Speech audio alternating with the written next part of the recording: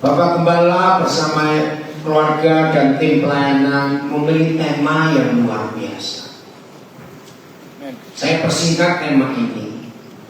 Bagaimana keluarga di akhir zaman ini menghadapi tantangan-tantangan, menghadapi gelombang serangan dari luar yang luar biasa.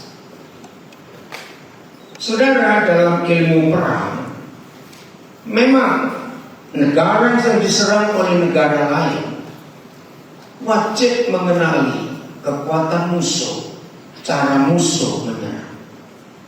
Tapi kalau fokusnya hanya tentang si musuh, lalu tidak memperhatikan ke diri sendiri, maka itu akan celaka, betul enggak?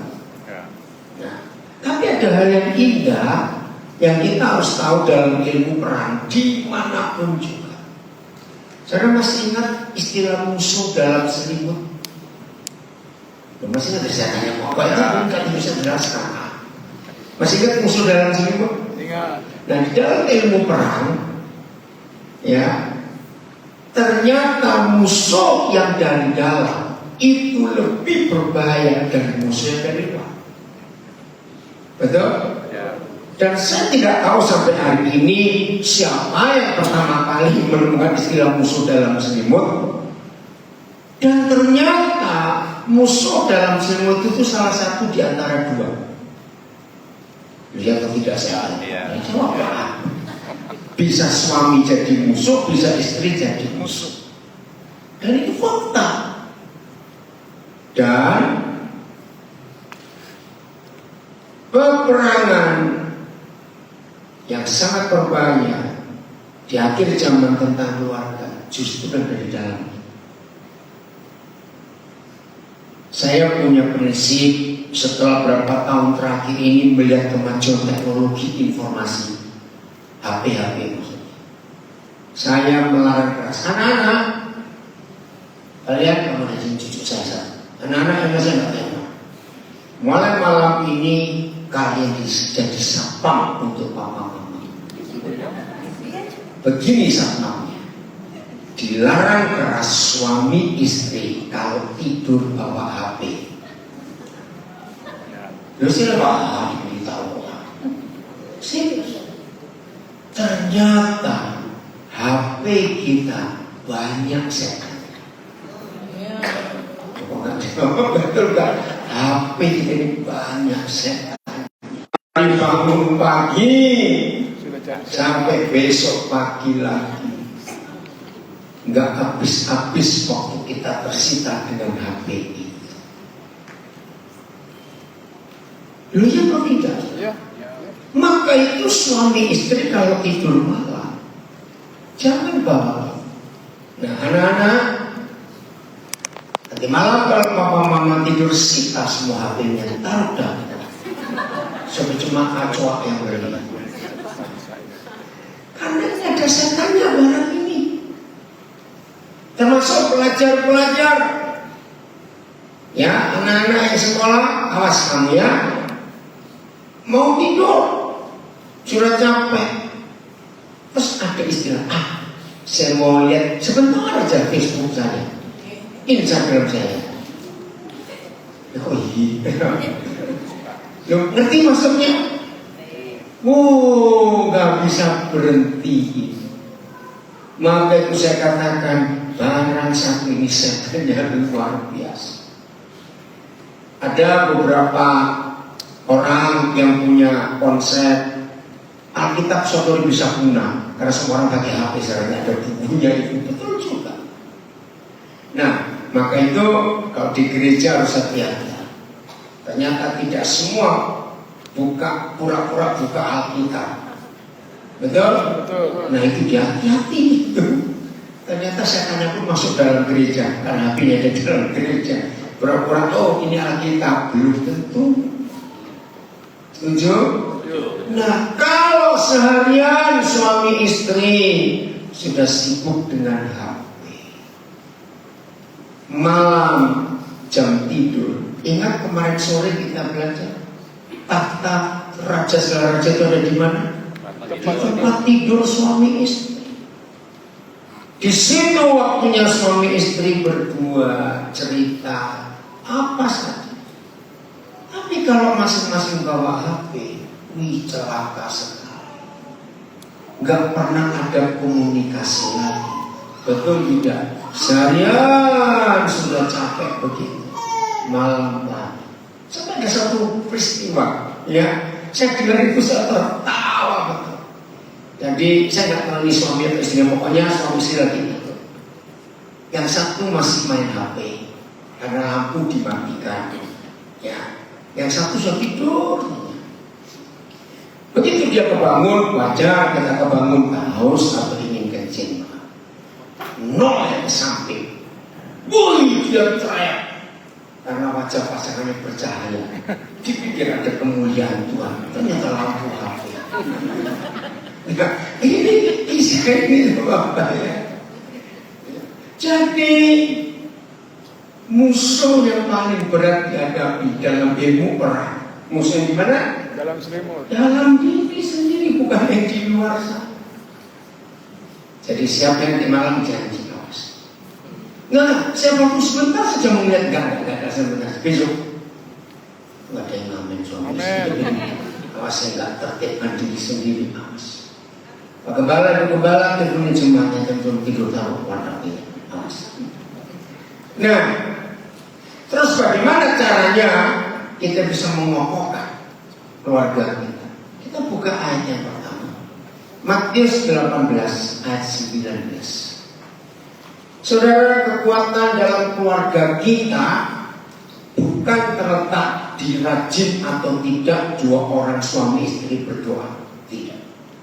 Kekuatan dalam keluarga kita tidak ditentukan berapa rajin kita berdua saling baca Alkitab. Tidak.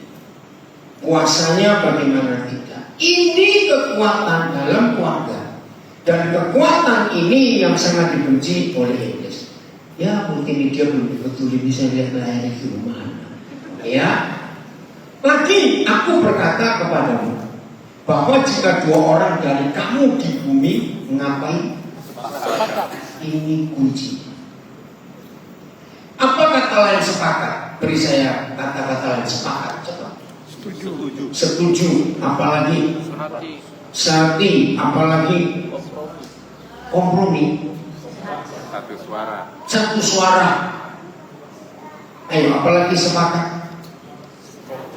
Kompak, utuh. Saudara, ini luar biasa. Berapa tahun yang lalu sudah lama, saya pernah buat tes kepada beberapa keluarga untuk membuktikan kesepakatan suami istri. Roh Kudus beri hikmat, tesnya itu gampang. Boleh dicoba di Palopo, ya, yang masih lengkap suami istri. Jadi Pak Gembala boleh pakai cara ini. Suami istri suruh ke pasar atau ke mall atau belanja tanpa omong-omong, cari keperluan rumah tangga, bukan baju ya, bukan sepatu, keperluan rumah tangga, ya apa saja, mau sabun cuci, sabun mandi, minyak goreng, gula semua. Saudara, tesnya itu buat mereka semua tertawa. Karena ternyata untuk belanja aja nggak sepakat. Bisa nggak itu terjadi?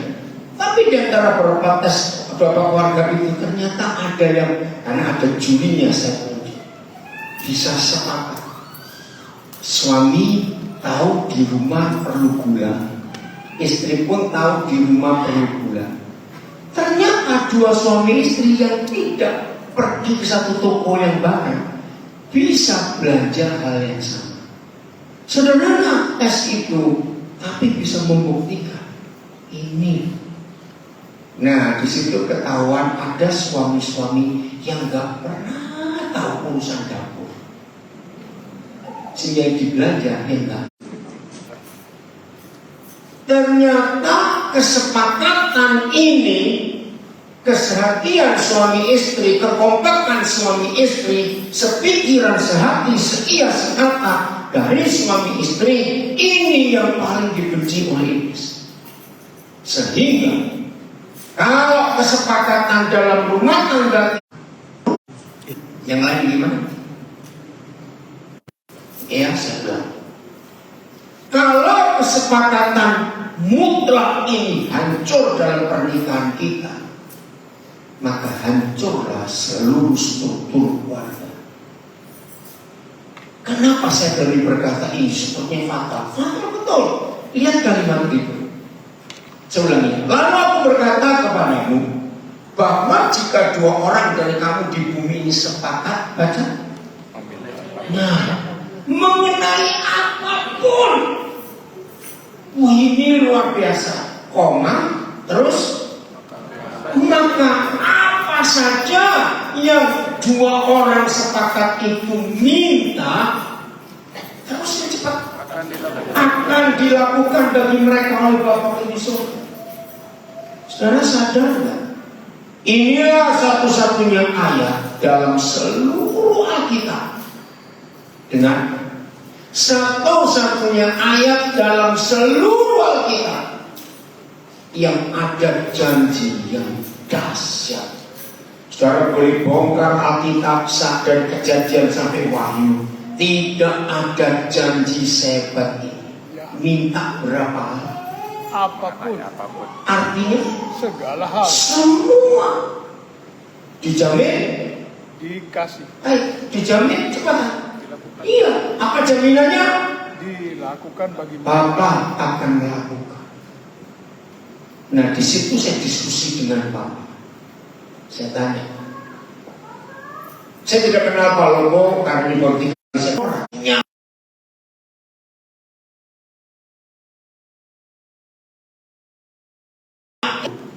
Ini orang tua kaya raya. Tidak. Nah, itu saya katakan, Bapak nggak salah memberi janji yang tak terbatas, minta apapun. Apalagi model kita manusia yang rakus, nggak dikasih kesempatan minta apapun, dia minta semuanya. Betul tidak. Apalagi dapat kesempatan minta apapun. Kira-kira saudara minta apa ya? Emas 100 kilo, mobil 20, rumah 14, gajah 2, pesawat 1, begitu. Loh, karena minta apapun toh? Ya. Namanya orang rakus kita ini. Bapak jawabnya mengagetkan. Suami istri yang berkenan kepada Tuhan dan sepakat sehati seia sekata, permintaannya tidak akan keluar dari kebutuhan keluarga. Amin. Wih, ini luar biasa. Saya berkata terima kasih Pak. Lanjut. Kalau kesepakatan suami istri ini terjadi mutlak di keluarga kita, akan ada nggak masalah-masalah sekecil apa, sebesar apa di keluarga kita yang nggak akan selesai? Jawab, tidak ada. Pasti semuanya selesai.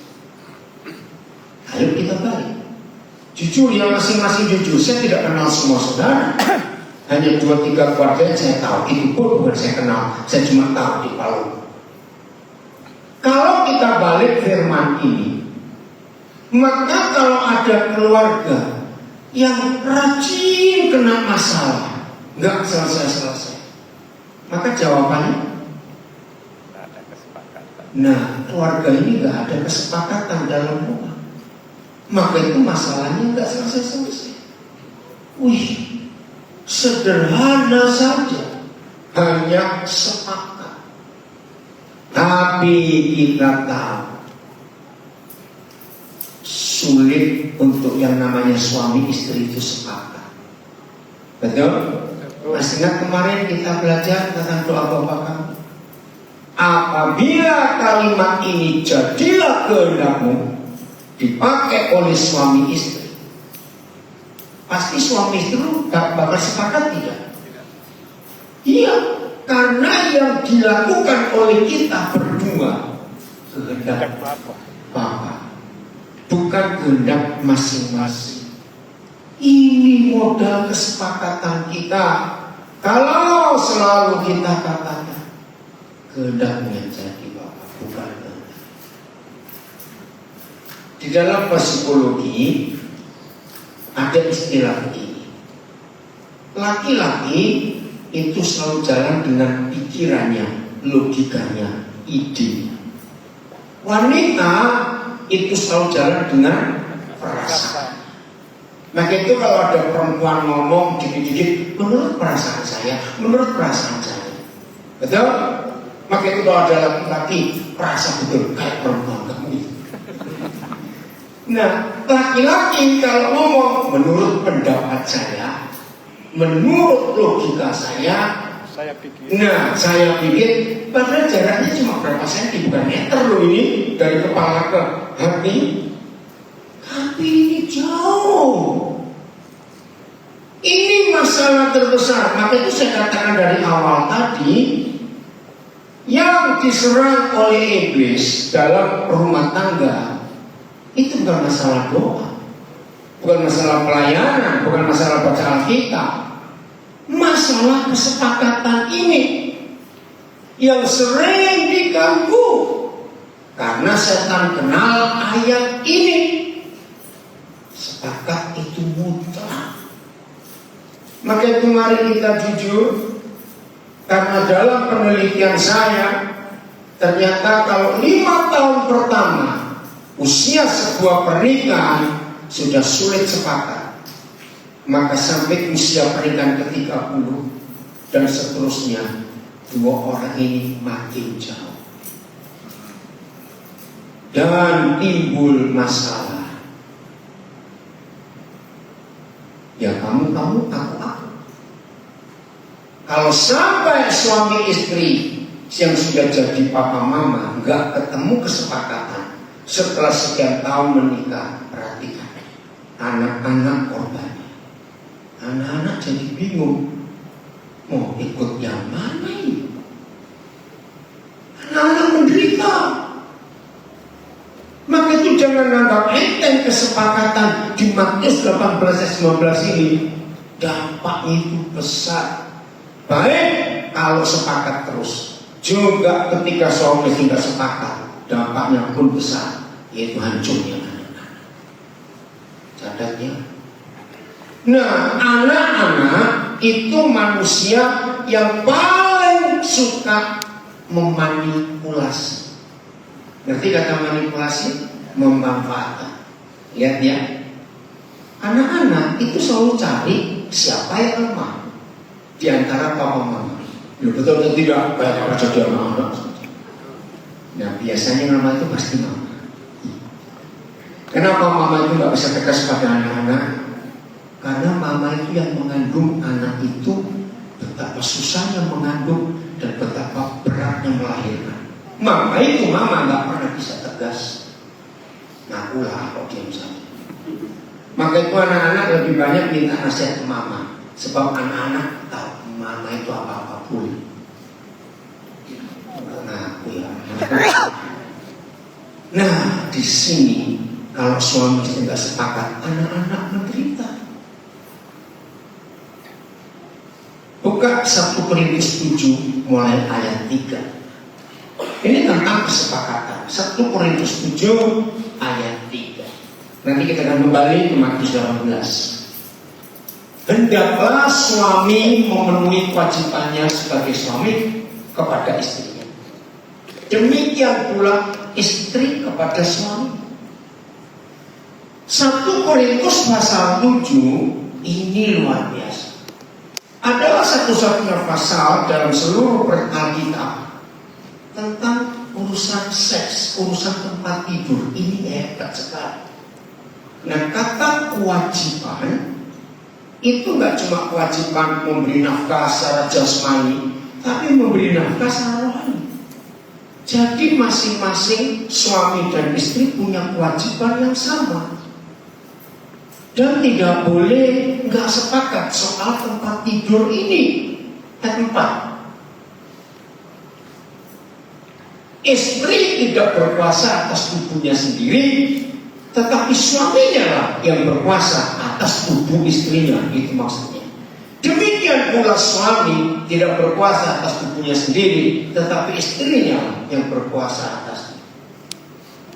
Maaf anak-anak yang belum ngerti, nggak usah kamu dengar sampai ngerti, belum waktunya. Kau sudah dewasa kamu ngerti. Ini ayat luar biasa. Dengar baik-baik. Setelah kita menikah, tubuh suami itu bukan miliknya, tapi milik istri. Begitu pula tubuh istri bukan milik dia, tapi milik suami. Apa artinya? Kita semua sudah dewasa, ayat ini luar biasa. Maka itu saudara, saya diskusi dengan banyak rekan dan agama apa saja. Ketika saya ajak mereka diskusi tentang ayat-ayat firman di kitab suci mereka masing-masing, mereka kaget. Ternyata di kitab suci kita ada hukum yang begitu manusiawi. Begini ya, yang sudah menikah. Nah, hati-hati yang pacaran, ini beda jauh. Waktu pacaran, ya maaf, keinginan melakukan seks itu sama-sama kuat. Ini setan bekerja. Tapi setelah kita menikah, ternyata ada perbedaan. Ya, coba saudara yang mengerti kalimat ini, saya akan lihat wajah saudara, bisa tahu jawabannya. Setelah kita menikah, apalagi lewat 5 tahun, ternyata keinginan melakukan seks itu gak pernah bareng. Selalu ada perbedaan. Misalnya, hari ini suami siap, tapi istri gak siap. Nanti kali berikutnya, istri siap, suami gak siap. Ngerti gak saya tanya begini? Kalau saya gak ngerti, saya gak tahu sebagai bahasa apa lagi. Itu loh, kok dia bisa jajak ngomong dulu. Saya ini kayak ngomong dengan tembok saja. Lu ya atau tidak? Ya. Kecuali pengantin baru ini beda. Ngerti ya? Oke. Nah, kalau saudara sebelumnya saya bisa tahu. Oh ya. Ini luar biasa. Nah, perbedaan keinginan melakukan hubungan suami istri berarti ada gap, ada celah di situ. Serius, jangan apa ya menganggap remeh, ini firman hebat, saudara. Ketika suami istri, apalagi sudah menikah di atas 5 tahun, lalu seksnya itu hampir gak pernah bersama, disinilah perlu kesepakatan. Jadi ketika yang satu tidak siap, maka yang sudah siap itu harus menolong yang tidak siap. Saya harap ngerti semua, karena saya nggak terus pakai kalimat apa lagi. Ngerti nggak maksud saya? Ya, maka itu kalau saudara senyum aja saya sudah tahu, saya ngerti. Kalau saudara diam aja saya ini bingung ngerti atau enggak, saya nggak tahu. Ya, apa ya yang masih kecil-kecil kok sedih ini ngomongan orang dewasa apa Rona. Oke, dengar ya, ini serius saudara, ada yang ngomong kok saudara ini enggak serius, hebat firman ini. Jadi kalau yang satu siap, yang satu tidak siap, maka yang siap itu menolong yang tidak siap dengan mendiskusikan. Apa alasan enggak siap? Karena apa? Terbukalah. Maka yang siap akan membantu supaya hari itu sama-sama siap. Itu arti ayat ini. Tubuh suami milik istrinya, tubuh istri milik suami. Maka itu hati-hati. Dan ini setan bekerja dalam banyak rumah tangga. Ketika yang satu siap, yang satu enggak siap, yang siap desek terus, yang enggak siap jangan ngomong. Betul?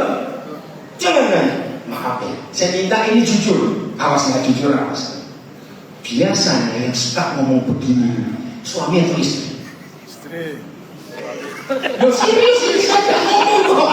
Biasanya yang mereka jawab, biasanya suka ngomong, nggak usah banyak, nggak usah tanya, nggak usah ngasih. Apa itu nggak mau? Ayo, biasanya suami atau istri? Istri. Betul, sudah. Nah, di sini kita harus belajar. Ternyata naluri seks laki-laki dan perempuan itu beda jauh. Wih, bapak kita itu hebat. Ini bicara kesepakatan. Maka itu sebelum kita bicara pengaruh teknologi, pengaruh ini, sudahlah kita urusin ranjang kita dulu. Karena pusatnya adalah di tempat tidur. Ingatnya kemarin sore, wih, firman Tuhan itu luar biasa.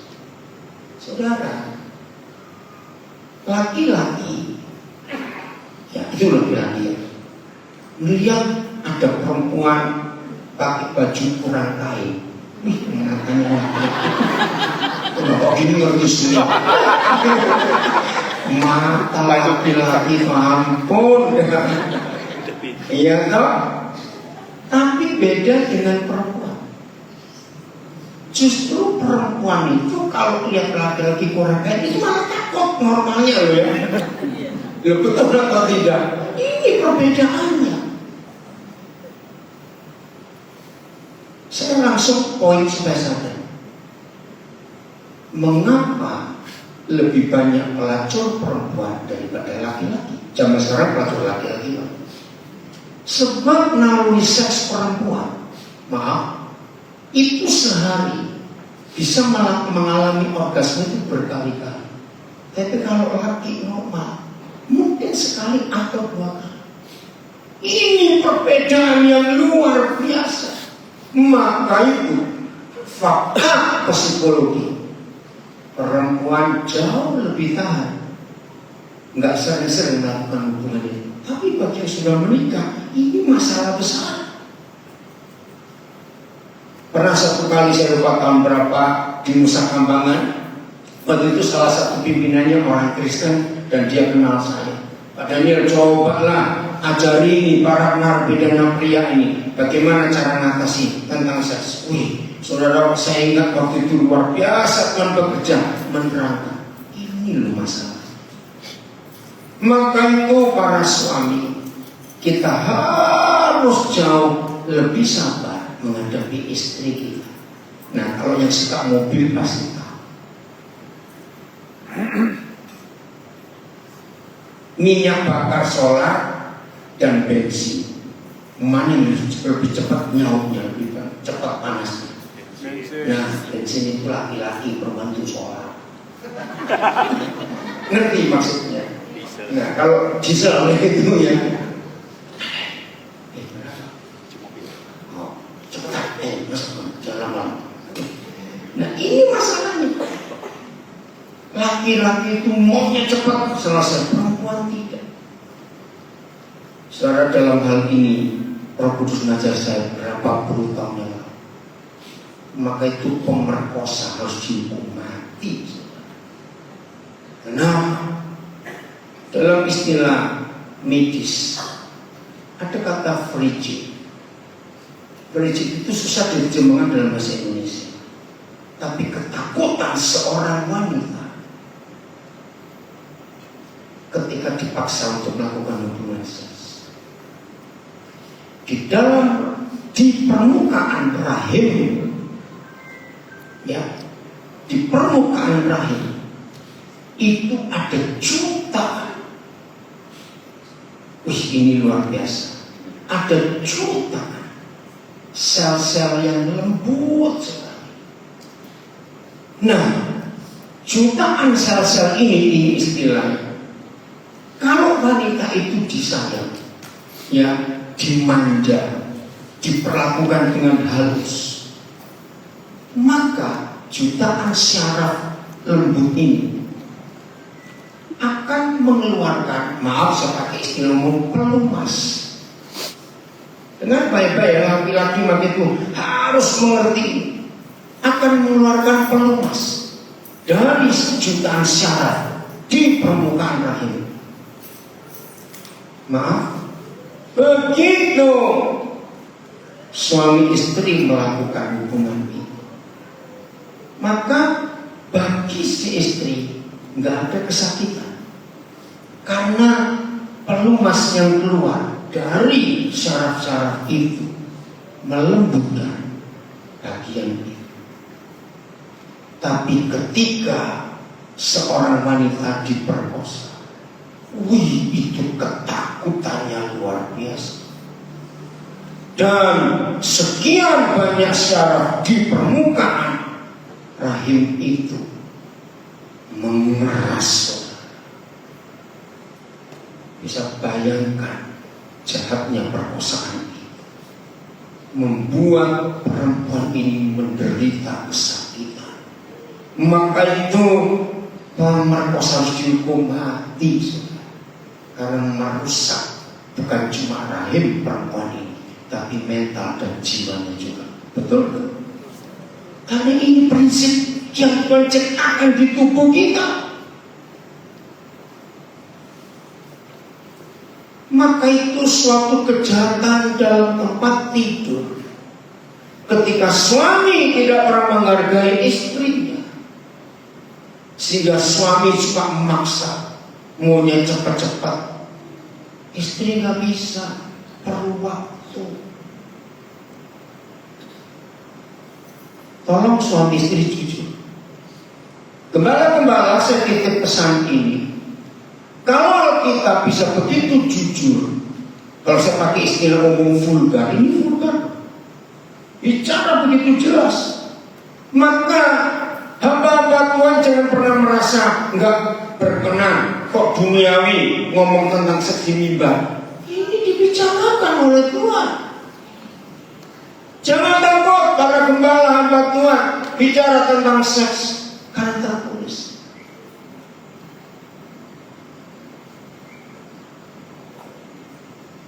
Saya keluar sebentar. Ini wajah yang sudah nggak tahu pertanyaan bagaimana saya jawab ini. Saya beri. Kalau setiap malam, walaupun nggak ada hubungan seks, tapi setiap malam suami istri itu mengalami keindahan-keindahan di tempat tidurnya, takhta raja segala raja.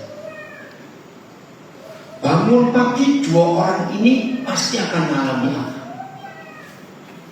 Mengalami surga, sukacita, mengalami kepuasan. Tapi walaupun nggak ada hubungan seks, tapi kalau dua orang ini di tempat tidur setiap malam, ada cerita, ada tertawa, maka itu ingat dari awal tadi, jangan bawa HP kalau mau tidur malam. Itu waktunya kita berdua saja.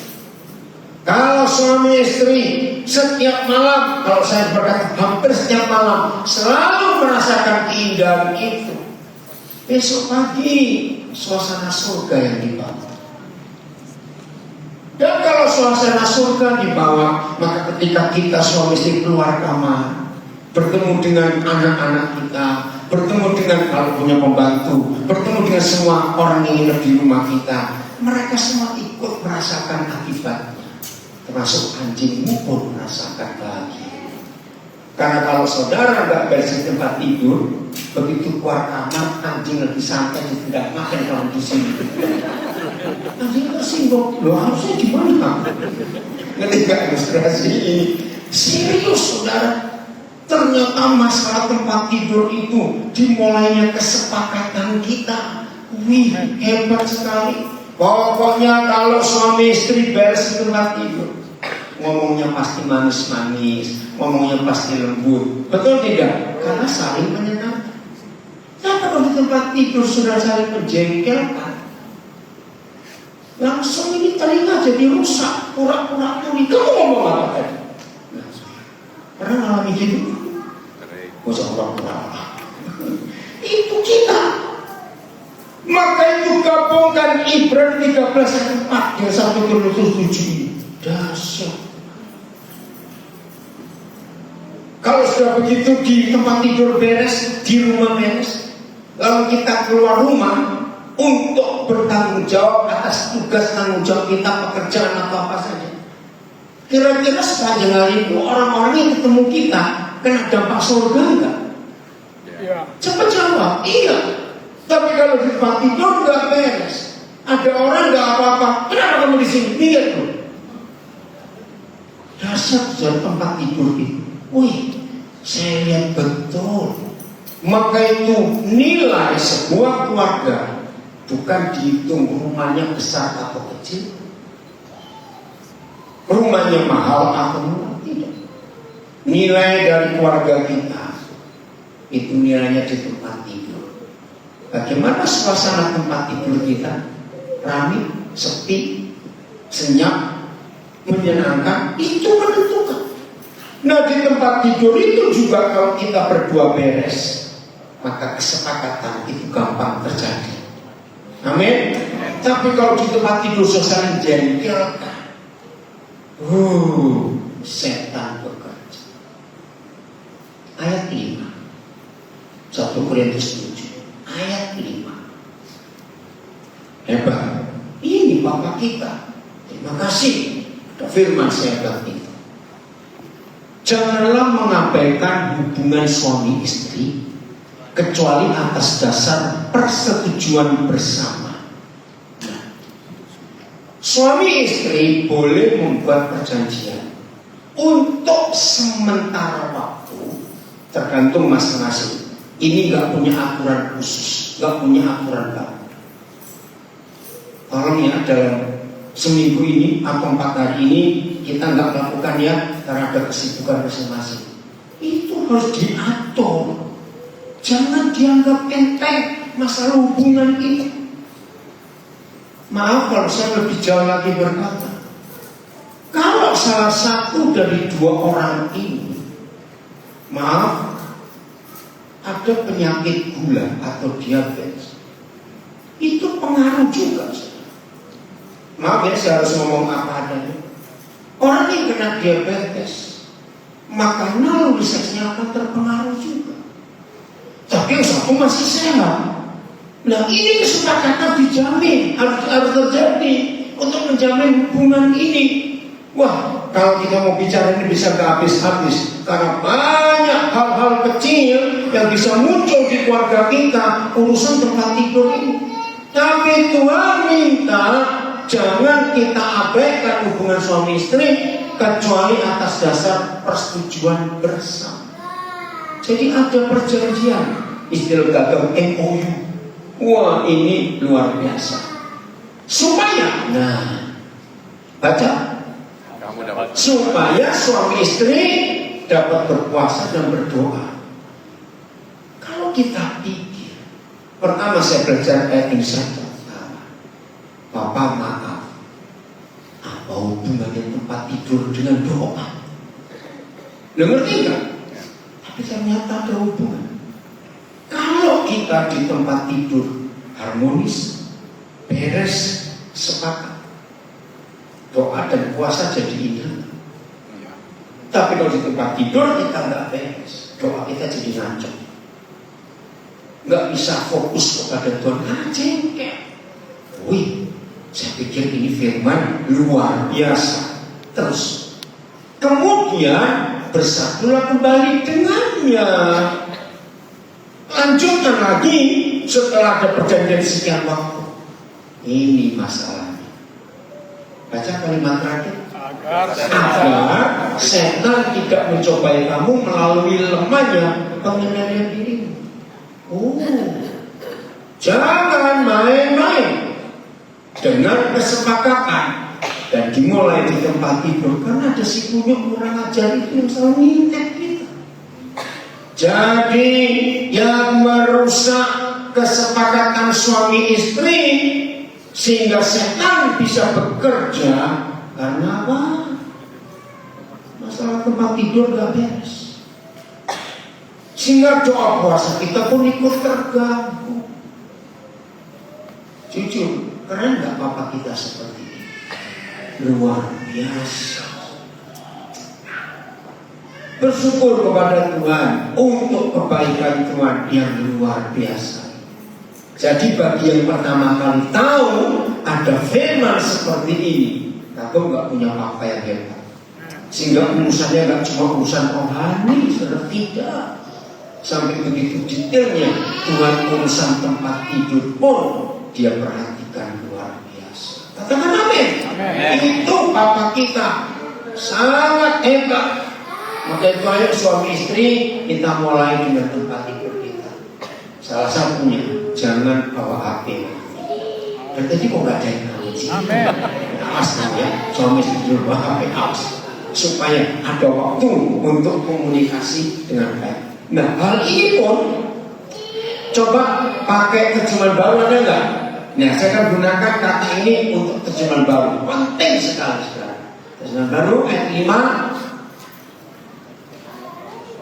Ada? Halo, multimedia. Ada? Oke, bacakan Alkitab saudara. 1, 2, 3. Janganlah kamu saling menjauhi, Ya, terus kecuali dengan persetujuan Nah, bersama. stop. Saya ambil kata persetujuan bersama. Ada kata yang sama. Hal ini harus dilakukan papa mama untuk mendidik anak, untuk memberi aturan kepada anak, untuk apa saja. Jangan sampai anak bilang begini. Lu kata mama boleh, kok papa bilang tidak boleh? Buat anak-anak ini bahaya tidak? Bahaya sekali. Karena papa mama gak pernah sepakat untuk hal apa saja. Hal kecil bisa jadi masalah. Maka itu hati-hati papa mama. Sebelum memutuskan apa-apa untuk anak-anak, papa mama harus buat persetujuan bersama. Bagaimana itu anak-anak? Sehingga anak nggak bilang, loh tadi mama bilang boleh, kenapa papa tidak? Ini papa bilang boleh, kenapa sekarang mama tidak? Kasihan loh anak-anak kalau begitu. Betul tidak saudara? Untuk apa saja? Mau beli ini, mau beli itu, mau belanja ini, mau belanja itu, mau ngatur baku, mau ngecat rumah, itu harus persetujuan bersama. Karena dalam fakta itu tidak sedikit suami ribut gara-gara yang satu mau ngubah cat dinding warna hijau, yang satu maunya merah. Itu bisa perang, betul? Mau beli ini, mau beli itu, harus persetujuan bersama. Termasuk dalam penggunaan keuangan, harus persetujuan bersama. Hal-hal kecil, hal besar, persetujuan bersama. Katakan amin. Ini yang kita belajar dari kesepakatan di Matius 18 ayat 19. Jadi sekarang saudara ngerti betapa hebatnya kesepakatan suami istri. Sampai ada janji kalau suami istri sudah sepakat seperti itu, minta apapun juga maka permintaannya akan dikabulkan. Itu kalau ada kesepakatan selalu bersetuju bersama. Jelas ya? Maka itu jujur pada diri kita sendiri suami istri, kita sering ribut masalah. Jangan anggap ringan, enteng. Seringkali kita salah paham, seringkali kita salah ngerti, sehingga ada keributan di rumah. Masalah belanja, betul? Hati-hati. Untuk penggunaan keuangan juga harus persetujuan bersama. Lanjut Matius 18 ayat 20. Ayat 20 Matius 18. Nah, hampir semua gereja, semua ibadah rumah tangga menggunakan ayat 20 Matius 18 sebelum mulai ibadah. Ya, betul? Saudara, mari kita mulai ibadah kita. Tuhan janji kalau cuma 2 dan 3 orang berkumpul dalam namanya Dia hadir. Kita ini lebih dari 2 dan 3 orang. Berarti Yesusnya banyak yang hadir, itu maksudnya. Bukan begitu. Sebab di mana ada 2 atau 3 orang berkumpul dalam nama. Terjemahan betul begini. Sebab kalau ada 2 orang berkumpul dalam namaku dan ada orang-orang ketiga. Siapa 2 orang di ayat 20 Matius 18? Papa mama. Papa mama.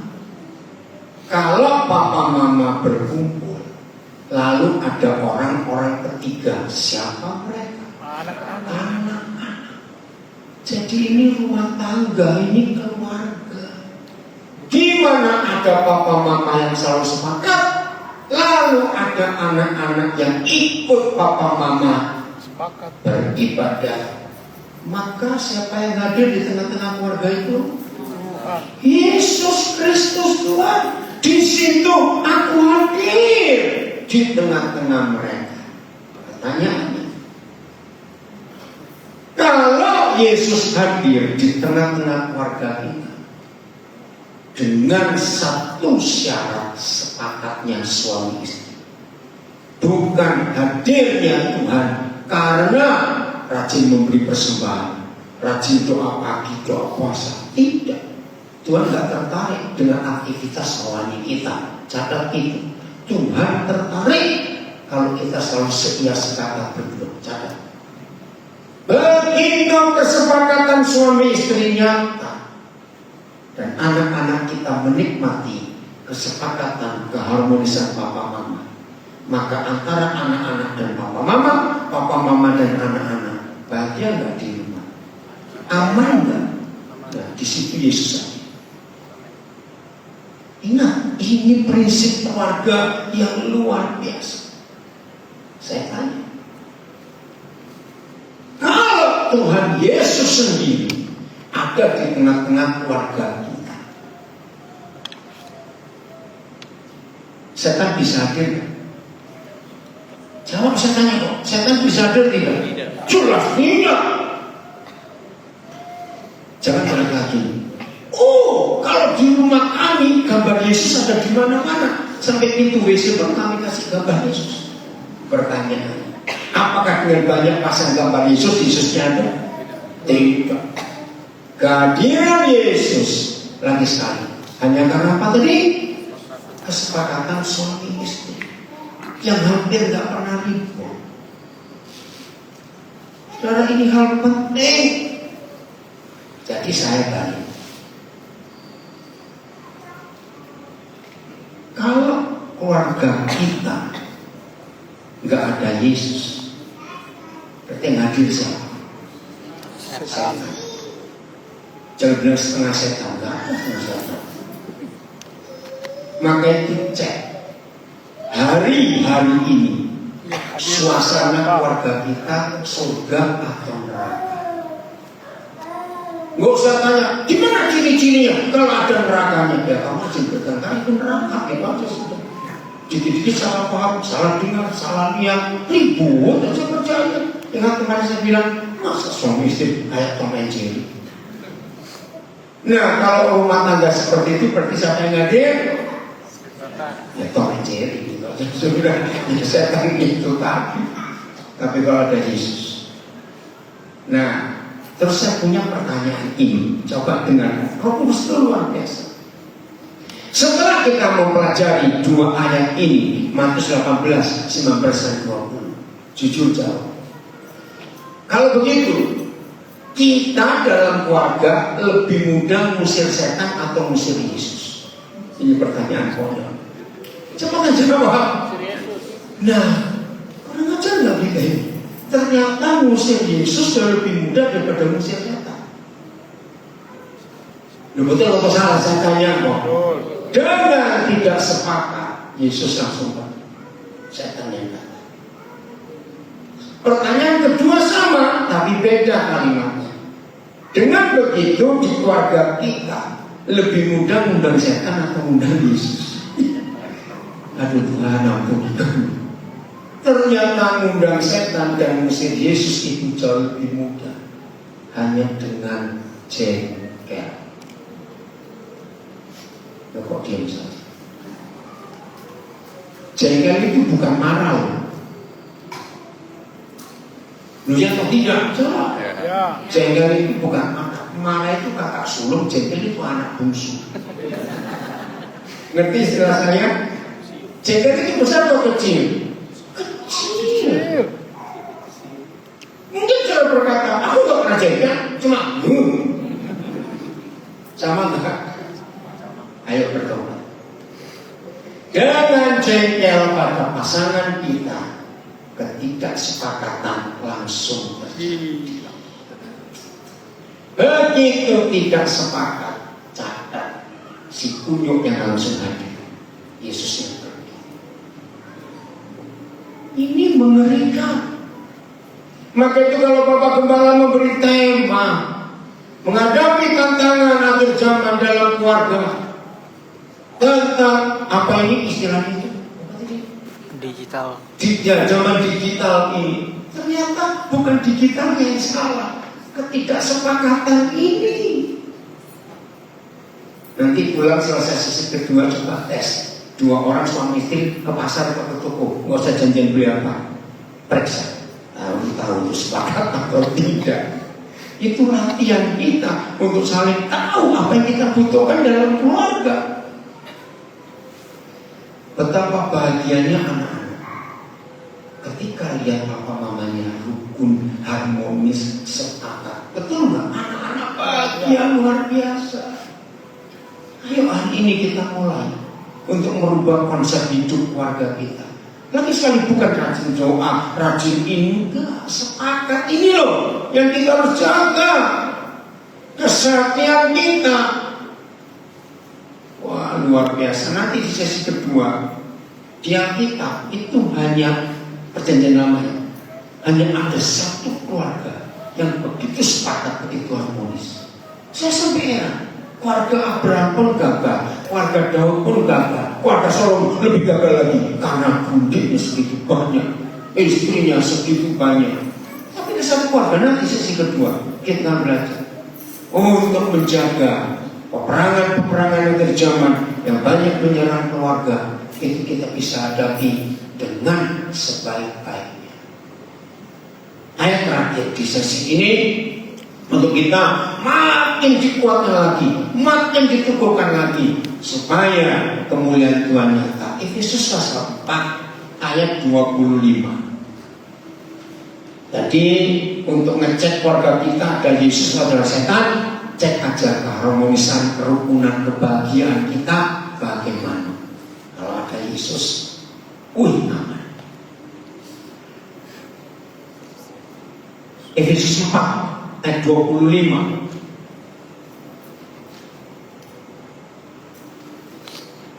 Belum? Ya. Karena itu buanglah dusta. Hendaklah kamu berkata benar terhadap sesama, karena kita adalah sesama anggota seorang terhadap yang lain. Memang dalam kitab Efesus pasal 5 itu tentang suami istri. Tapi dalam Efesus 4, ingat kemarin kita belajar ayat 26 dan 27. Kalau suami istri sudah matahari terbenam belum berdamai, maka kita ngundang siapa mina? Ayat 27. Iblis mina. Nah iblis itu kalau beranak cucu jauh lebih cepat dari nyamuk. Ingat itu ilustrasinya. Jadi kalau ini sudah terbenam belum matahari, dan kalau ada suami istri belum berdamai, jangan anggap enteng. Besok pagi kita bangun, iblis sudah punya cucu dalam semalam. Ngerti maksudnya? Apalagi kalau 7 kali matahari terbenam, suami istri tetap nggak berdamai. Saya tanya, sudah sampai ke lubang hidung, lubang WC, lubang mana saja, rumahmu penuh setan. Lu ngerti gak ilustrasinya? Makanya Yesus 4 ini luar biasa. Nah, coba renungkan. Tidak ada hal yang lebih menyakitkan dalam hidup ini selain istri mendustai suami, suami berdusta pada istri. Jauh. Itu menyakitkan. Maka itu setan akan mengincar bukan keuangan kita. Yang setan incar adalah kesepakatan kita. Nah menurut Efesus 4 ayat 25 ini, ternyata salah satu senjata iblis yang paling merusak kesepakatan kita adalah ketidakjujuran. Kalau ada dosa di antara suami istri, yakin ada dusta di sini. Betul atau salah? Saya ulangi lagi. Kalau ada dosa di antara suami istri, ya ingat enteng. sesama anggota tubuh. Ngeri sekali kalau kita nggak jujur pada pasangan kita. Ada hukum ini, Kejadian 2:25. Ini luar biasa. Kejadian 2 ayat 25. Jadi masing-masing kita suami istri coba periksa. Terus tidak diantara kita. Jangan sampai ada. Mereka keduanya itu ngapain? Telanjang. Siapa dan siapa? Adam dan Hawa, suami istri. Nah, dulu pertama saya belajar ayat ini, saya pikir ini masalah seks karena ada kata telanjang. Ternyata Kejadian 2:25 tidak ada unsur seks sama sekali. Karena ada kalimat berikut. Namun mereka dua tidak merasa malu. malu. Apa ini? Saya bersyukur Roh Kudus itu mengajar saya mengerti firman dengan banyak ilustrasi yang gampang-gampang untuk mengerti. Saya tanya, perlu nggak ditulis dalam firman bahwa Adam dan Hawa itu telanjang? Perlu nggak ditulis? Tidak perlu. Nggak perlu. Kenapa semua orang tahu kalau mereka telanjang? Sebab zaman itu belum ada pabrik tekstil. Loh ya atau tidak? Ya pasti telanjang. Karena belum ada orang buat kain kok. Lalu apa maksud firman ini? Wih, luar biasa.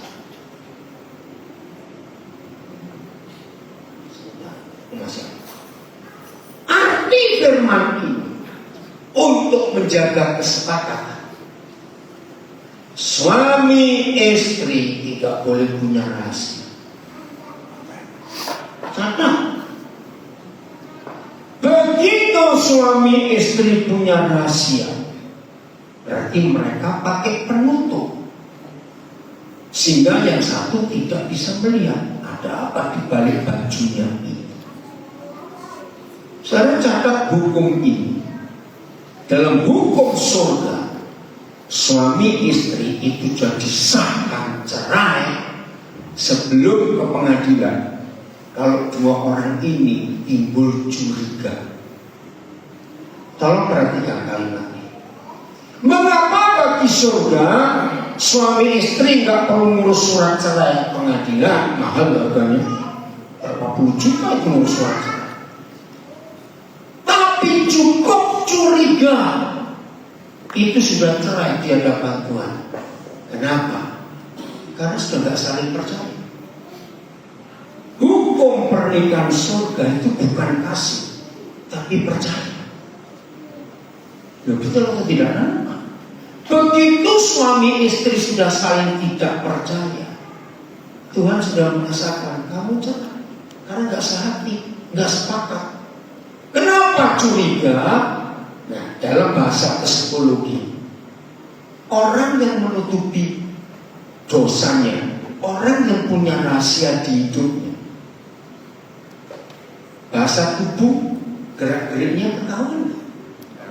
Coba jawab cepat rahasia. Ketahuan. Nah, yang si sebelah ini curiga nggak? Beda. Kenapa 2 hari kok berubah? Belum bisa nggak terjadi seperti itu? Yang ini masalahnya. Maka itu saya tekankan lagi, serangan terbesar di akhir zaman buat rumah tangga bukan masalah digital, bukan masalah teknologi informasi. Ketidaksepakatan ini kita harus jaga baik-baik. Jangan anggap kalau suami telanjang bulat di hadapan istri, bisa nggak istri curiga? Nggak bisa kelihatan semua. Begitu pula sebaliknya. Istri harus telanjang bulat di depan suaminya sehingga tidak ada kecurigaan. Di sini saya nggak punya tempat untuk sembunyi. Mulai dari masalah uang, catat ya. Mulai dari masalah uang. Ini penting sekali. Hanya Tuhan Yesus, tidak ada dan tidak akan ada siapapun di dunia pernah berkata seperti ini. Sebab di mana ada apamu, di situ ada apamu. Jawab. Ayo cepetan. Sebab di mana ada duitmu, hartamu, di situ ada hati. Maka itu rekan-rekan gembala saya titip, konseling pranikah salah satunya tanya nanti ke suami kita masalah keuangan. Suami istri tidak dilarang punya rekening di bank yang beda, tapi jumlah harus saling tahu. Masuk dari mana dan berapa, keluar untuk apa dan ke siapa. Suami istri harus jujur soal keuangan. Saya tanya, kalau suami istri pisah harta, bukan masalah pajak ya, lain. Ada nggak suami istri merahasiakan saldonya di hadapan masing-masing? Ada. Nah saya tanya, kalau sampai harta masing-masing nggak saling tahu, berarti hartanya pisah nggak? Bisa. Kalau hartanya pisah, yang pisah apanya lagi? Nah, tolong jawab. Apa artinya suami istri pisah harta? Cerai. Nah, maka itu hukum ini sempurna. Kalau suami nggak bisa percaya istrinya untuk keuangan, atau istri nggak bisa percaya suaminya, seperti itu, ngerti ya? Untuk keuangannya, dua orang ini sudah pecah. Dan kalau yang menyebut diri suami istri, tapi hatinya nggak satu, lalu melakukan hubungan di tempat tidur, Namanya ini perzinahan. Hatinya nggak nyatu kok, tubuhnya nyatu, ini kan berzina. Wih, hukum ini ngeri saudara. Tidak dimiliki oleh Tuhan siapapun kecuali Yahweh Tuhan kita. Hebat. Biarlah hari ini kita mengerti. Seandainya ada di antara kita terus mendengar via online, engkau suami istri bisa bereskan, jangan menunggu besok. Tunjukkan saldo masing-masing tanpa takut. Serius. Hebatnya Tuhan kita. Jadi betul menjaga kesepakatan kita. Lo gak mau sudah terserah. Saya ulangi. Jadi mau jaga kesepakatan kita harus. Kalau tidak, setan ada di tengah-tengah keluarga kita. Coba mulai kiri kanan. Sepakatnya suami istri. Oke, Tuhan memberkati kita semuanya. Haleluya. Bagaimana? Ayo, mau tanya jawab bagaimana? Saya tunggu.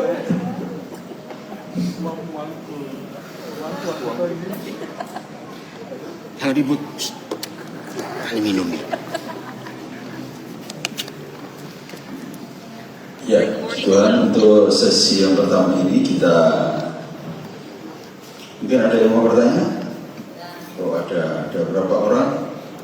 Satu, dua, ya, sementara dua. Silakan. Ya, Dua dulu. Mana mic-nya? Siapa dikasih? Dua dulu. Yang di sana satu, yang di sini satu. Yuk. Mana? Tanya. Yang tengah-tengah. Oh, Pak Thomas ya, silakan. Berdiri, Pak. Iya, supaya saya tahu apa yang kita bahas. Ya, salam. Kamu pindah ke Saya mau bertanya perihal ya, langsung. Saya Thomas, saya mau bertanya perihal keuangan dalam keluarga. Ya.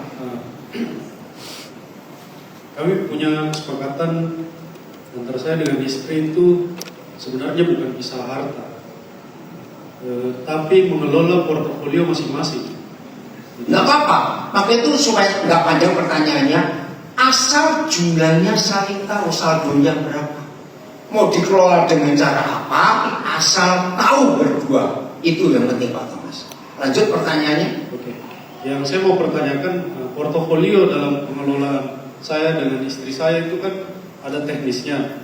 Nah, Ya. Kalau itu bertambah, Bertambah kebutuhan atau bertambah pemasukan yang jelas. portofolionya bertambah.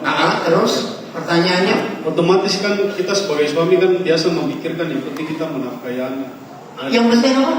Yang penting menafkahi anak. Menafkahi ya. Terus Dan tidak ada kewajiban untuk mengetahui portofolio istri yang Nah, bertambah. Ini nggak boleh. Yang jadi pertanyaan Tambah, saya ulangi, mau bertambah mau berkurang, milik suami dan milik istri dua-dua harus saling tahu. Kalau sampai ada perbedaan dan didiamkan, ada setan di situ. Harus terbuka. Jadi nggak apa-apa, usul saja. Misalnya istri mau menambahkan ya jumlah pengeluaran, nggak apa-apa, asal suami tahu. Suami mau menambahkan jumlah pengeluaran, nggak apa-apa, asal istri tahu. Karena kalau ini didiamkan, pasti timbul curiga. Curiganya paling banyak ada dua. Kamu kasih ke orang tuamu, atau kamu kasih ke mantanmu. Ya betul tidak? Maka timbul kecurigaan, jadi harus terbuka, apa mas? Nggak boleh rahasia. Jelas? Ada lagi? maksud saya begini, dalam mengelola portofolio itu kan saya mengajarkan kemandirian buat istri, agar suatu saat dari minta-minta Tuhan panggil. Oh itu beda. Iya. Kalau itu wajib, biasanya bisa pakai asuransi, pakai tabungan. Ya, apapun itu. Pokoknya jumlahnya harus saling tahu, itu saja sudah. Mau keluar berapa, masuk berapa, harus saling tahu. Masuk dari mana, keluar untuk apa dan siapa. Itu Pak Thomas. Masih bingung nggak? Sebenarnya tidak bingung sih, Bos. Ya, terus? Tapi pada umumnya kan, Bos. Nah, kita mau pada umumnya atau pakai pada firman? Harus milih dong. Siap, terima kasih, Bos. Ya sudah. Oke, lanjut yang kedua, siapa? Nah, anak, ibu. Ya. Malam Pak. Masih suara kok, masih ada matahari? Enggak. Lanjut. Ya, terima kasih untuk kesempatannya. Menarik sekali tentang kesepakatan. Yang saya mau tanyakan adalah bagaimana cara kita membangun kembali kepercayaan setelah ada kesalahpahaman atau tindakan yang menimbulkan kecurigaan. Kemudian Satu-satu dulu. ya Pak, terima kasih.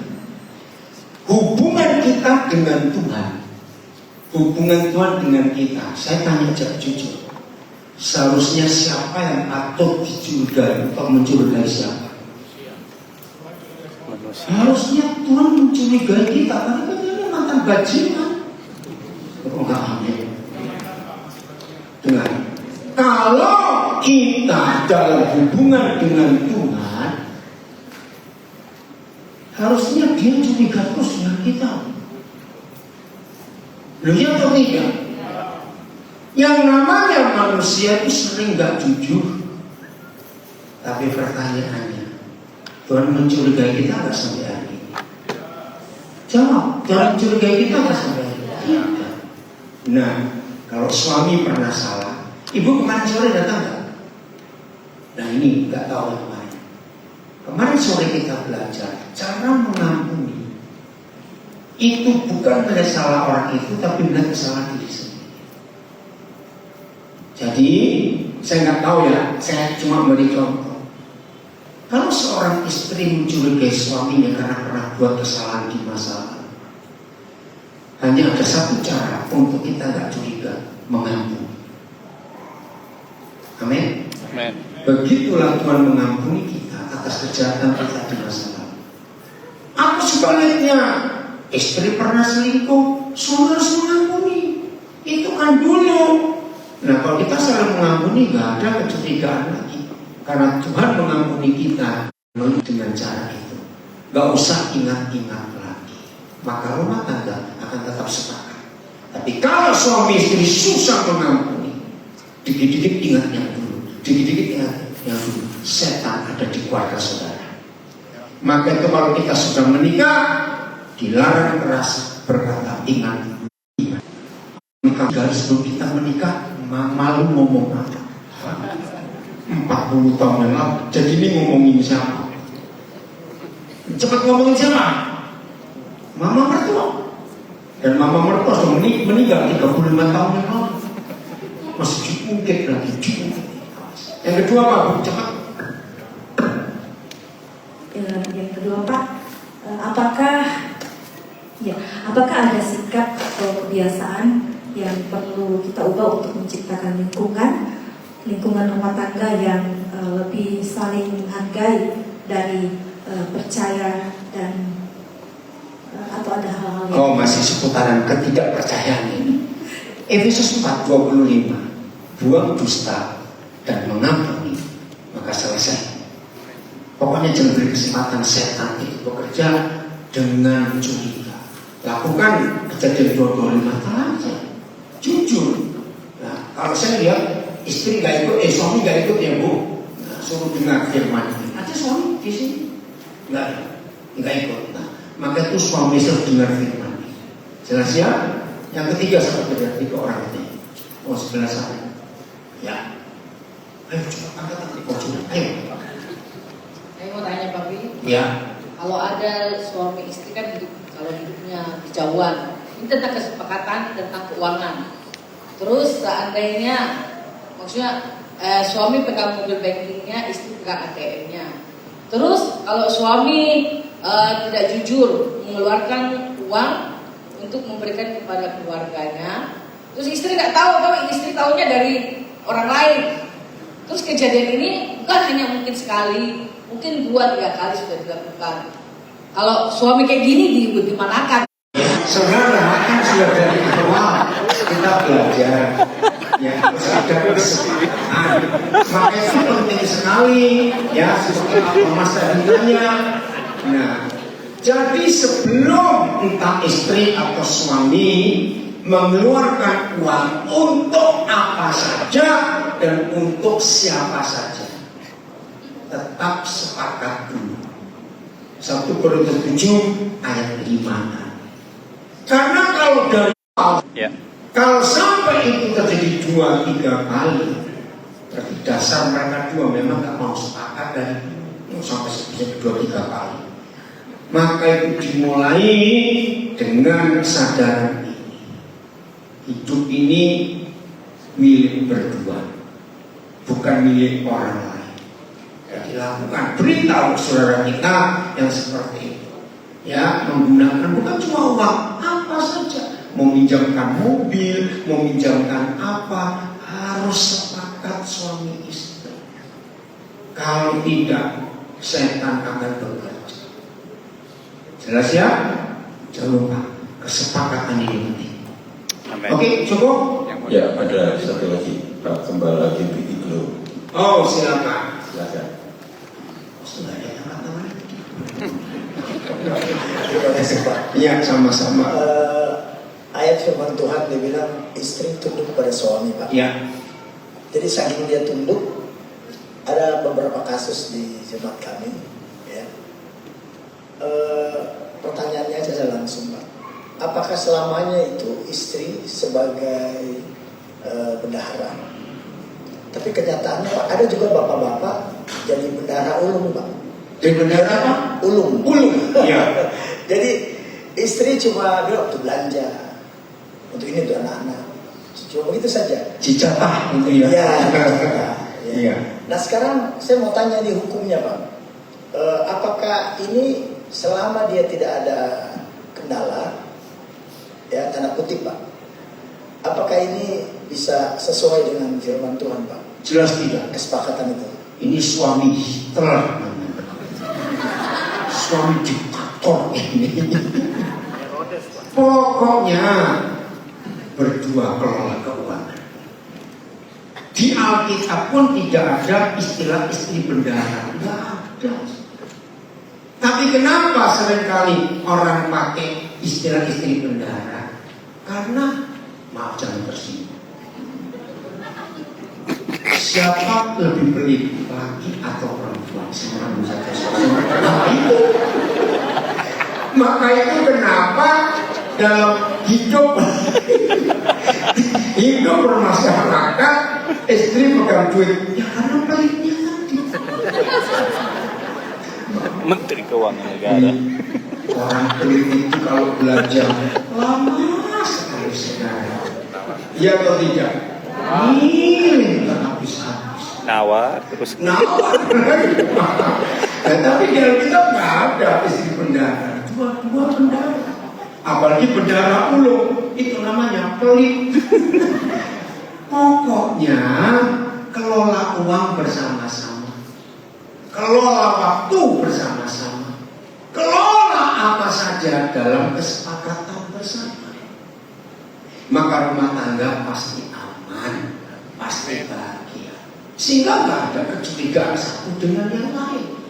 Ini keren. Saya kalau konseling pernikah, dan saya tahu salah satu dari dua orang ini adalah keluarga kaya. Yang satu pas-pasan. Oh, ini saya akan urus baik-baik. Orang tua pun harus konseling. Salah satunya. Nanti anak-anak, waktu anak kalian menikah ini yang kaya. Bapak ibu kan beri sesuatu bahwa itu. Oh iya, itu anak kami. Bagus. Pertanyaan kedua. Untuk dia atau untuk mereka? Ini para gembala harus jelas pertanyaannya. Oh enggak. Itu hanya untuk anak kami, karena besan kami, calon besan kami itu pas-pasan. Sampaikan kepada salah satu yang orang kaya ini, nanti kalau kamu menikah, papa mamamu akan beri kamu sesuatu, tapi bukan untuk kalian, untuk kamu saja. Terima, ucapkan terima kasih, tapi titipkan kembali ke mereka. Jangan kamu pegang. Ayo. Semua kita pura-pura jadi orang kaya baru bisa jawab. Kenapa saya baca hukum ini? Ayo cepetan, pura-pura kaya cepetan. Ayo. Patut gak orang kaya mencurigai calon besan yang kurang kaya? Lu patut tidak? Pasti. Nah maka itu, kalau itu untuk anaknya saja, bukan untuk keluarga anaknya, titipkan kembali. Kenapa cepetan? Ya nggak curiga. Ayo, suruh pura-pura kaya kok susah. Supaya Nggak curiga. ayo yang lain jawab supaya iya nggak ada keributan, karena yang kaya masih sering tanya masih itu enggak kurang, lu kasih kurang. Nah itu dia. Ini jadi masalah besar. Apalagi kalau sampai dalam konseling orang tua yang anak mau menikah, tiba-tiba salah satu mereka bilang, tolong Pak Pendeta isyarat, saya langsung batalkan pernikahan. Karena ini kejahatan besar. Tanya, hanya ada satu alasan. Orang tua minta anak belum menikah, itu isyarat. Kalau ada, nah kan kurang ajar. Anak belum menikah, kok dipersiapkan perceraian? Ya nggak usah kawinkan anakmu, goblok. Itu segoblok orang tua yang baru melahirkan anak pertama baru berapa jam, dan si bapak beli peti mati untuk anak. Lu sama gak? Lu saya tanya. Ya. Anak baru lahir kok disiapkan peti mati. Sama dengan orang tua kaya, sama dengan orang tua kaya. Belum apa-apa minta wisata, sudah jelas apa? Saya katakan pernikahan. Kenapa Pak Kepala? Misal bagaimana? Tolong dong, anak muda bagaimana? Masa Pak Kepala Pakai lama jadi sip ini. oh ya, apa Pak? Misal Begini Pak Alex, misalnya di luar sepengetahuan si pendetanya yang mengkonseling dan dia sudah dinikahkan, ya. Ternyata sebelumnya mereka sudah ke notaris, ya, mengadakan satu perjanjian itu tadi Pak. Nah, itu bagaimana Pak? Kira-kira Pak? ya, Makasih. suruh ubah. Notaris kan bisa dibayar, berubah bisa kok, nggak susah. Harus diubah. Kecuali ya, ini urusan pajak beda lagi. Kalau toh dalam perpajakan supaya nggak sangkut paut dengan yang lain, tapi jumlah harus tetap saling tahu. Pokoknya nggak boleh ada rahasia soal jumlah. Jadi kalau saya notaris bisa dibatalkan kok. Terangkan dengan firman Tuhan. Ngerti? Maka itu enak jadi orang pas-pasan, jadi orang kayak itu ribet. Sudah Pak Gembala? Ya. Ya, 1,2. Masih ada satu yang di belakang. Oh ya, cepat-cepat. Ya, udah cepat ya, karena ini mau ibadah penghiburan. Ya, terima kasih. Tadi saya mendengar bahwa betapa pentingnya kesepakatan. Tapi kalau kasih lampu terang ya di bawah balkon, saya nggak suka gelap-gelap itu. Kenapa? Kalau nggak bisa dari listrik saya tambahin. Serius saya berkata. Nggak baik gelap-gelap seperti itu. Oke, lanjut. Ya, di sini saya mau bertanya tentang kesepakatan suami istri. Bagaimana dengan suami yang tidak sepakat dalam hal bergereja, misalnya istri gereja di A, suami di tempat A. Ya, sudah tahu. Lanjut pertanyaannya. Itu saja. Itu saja. Gimana sepakat itu? Iya, kesepakatan itu bagaimana? Tadi saya lupa, Pak Gembala. Nah, istri harus ikut suami. Karena tubuh, kata tunduk, Pak, saya lupa ini kata tunduk. Saudara, kata tunduk itu bukan paksaan, bukan penjajahan. Ini hukum yang luar biasa. Saudara catat, hanya Alkitab yang punya hukum. Begitu seorang pria menikah, dia potong badan, tinggal kepalanya. Begitu seorang gadis menikah, dia potong kepala, tinggal badannya. Nah, kepala si gadis digabungkan dengan tubuh si pemuda itu dikubur. Yang hidup Kepala suami. kepala dari laki-laki, Tubuh istri. tubuh dari perempuan. Maka itu istri itu nggak punya otak, sebab otaknya di kepala. Oh, nggak tahu. Loh, ngerti nggak istri nggak punya otak? Jangan tersinggung, saya ngomong ini. Maka itu kalau rumah tangga ada dua kepala, jadi apa rumah tangga? Kembar siap. Anak-anak menderita. Betul?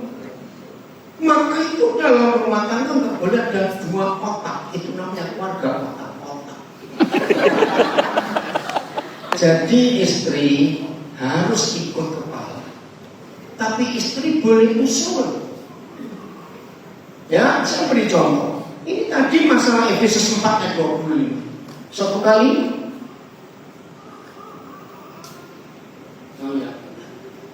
ya, kalau sampai hukum ini dilanggar, ini luar biasa ngeri. Suatu kali warga ini ada tugas yang harus cepat diselesaikan. Ya, karena nggak bisa tidak. Tapi capek sekali badan. Jadi kalau capek, badan itu siapa? Istri. Istri boleh usul ke kepala. Boleh nggak istirahat dulu? Tapi tetap mengambil keputusan adalah kepala. Nggak bisa. Kira kurang 3 jam lagi harus selesai. Nggak bisa. Mungkin nggak badan berkata, ya udah kamu kerja bidang begitu. Nggak bisa. Saudara, di sini kita harus melihat betapa hebatnya teori hukum ini. Nah, jawaban yang berikut ada di sesi kedua. Kenapa? Sesi kedua nanti kita akan belajar keluarga manual. Itu keluarga yang hebat. Bagaimana kalau suami salah, tubuh punya hak untuk menyadarkan kesalahan kepala. Ini hukum dalam dunia kesehatan. Jadi di bagian tubuh ada banyak organ tubuh dibanding di bagian kepala. Organ kepala cuma bagian otak, mata, telinga, mulut, hidung semuanya. Tapi di bagian badan. Jadi kalau sampai ada suami yang berkeputusan salah, istri punya hak untuk menyelamatkan. Maka itu gunakan otoritas ini dalam kebenaran. Maka keluarga ini akan tetap harmonis. Jadi istri punya otoritas untuk menyelamatkan kepala. Kita baca ayat terakhir 1 Petrus 3 ayat 1. Nah, ini otoritas istri untuk kepalanya. Demikian juga siapa? Istri. Nah, kamu para istri hendaklah baca. Hendaklah kamu tunduk kepada suamimu sendiri. Ini penting. Karena Karena tubuh tidak punya otak, tapi tubuh bisa usul. Supaya apabila ada di antara, jangan dong, siapa itu mereka? Bukan. Supaya apabila ada di antara suami yang tidak taat pada firman. Terus kan? Suami juga dong. Nah, suami dapat dimenangkan tanpa perkataan oleh perilaku istrinya. Wih, ini jaminan yang luar biasa. Ya, kenapa dia ini hebat sekali? Maka itu, anak-anak, jawab ya. Kamu lebih senang mama cerewet atau mama berwibawa? Cerewet. Mama cerewet suka aku. Sama istri cerewet, suami pusing. Enggak ada yang namanya para suami. Takut. Takut. Jadi ayat ini hebat. Jadi kalau suami salah, istri benar, tetap punya otoritas menyelamatkan suaminya dengan hidup yang benar. Ayat 2. Bagaimana cara memenangkan suami? Setelah suami melihat perilaku yang murni disertai rasa hormat dari istri. Amin. Ada banyak istri merasa lebih rohani dari suaminya. Tapi, ya betul, tapi terlalu rohani sampai rohana. Gak ngurus rumah tangga, gak ngurus anak, dididik ke gereja. Bagaimana suami bisa menang karena kelakuan istri. Jadi ini firman Tuhan. Ayat 7. Nah ini, ya, sama seperti itu pula. Kamu para suami, terus hiduplah bijaksana terhadap istrimu sebagai kaum yang lebih lemah, dengan menunjukkan suami harus merasa hormat kepada istri selaku teman pewaris anugerah kehidupan, supaya doa suami tidak terhalang. Hai para istri yang suamimu macam-macam, gak usah banyak untuk hiduplah tetap takut akan Tuhan. Nanti suamimu kelopak-kelopak. Semuanya. Kenapa? Karena doa dalam bahasa gereja itu kan nafas. Betul? Jadi kalau ada suami kurang ajar pada istri, semenang-menang pada istri, suamimu bengek, sakit asma. Karena nggak bisa doa, kan doanya terhalang. Nah, tunggu saja. Loh, tunggu suamimu mati. Bukan saya mengancam. Nabal adalah contoh. Ketika Abigail begitu disiksa oleh suami yang nggak takut Tuhan. Saudara, maka itu kekuatan suami pada kepala, tapi kekuatan istri pada pendudukan diri. Jadi kalau ada suami yang nggak takut Tuhan, tapi punya istri yang takut Tuhan, tunggu dia bertobat atau mati. Itu saja. Serius, jangan nambah enteng. Jelas ya? Ya.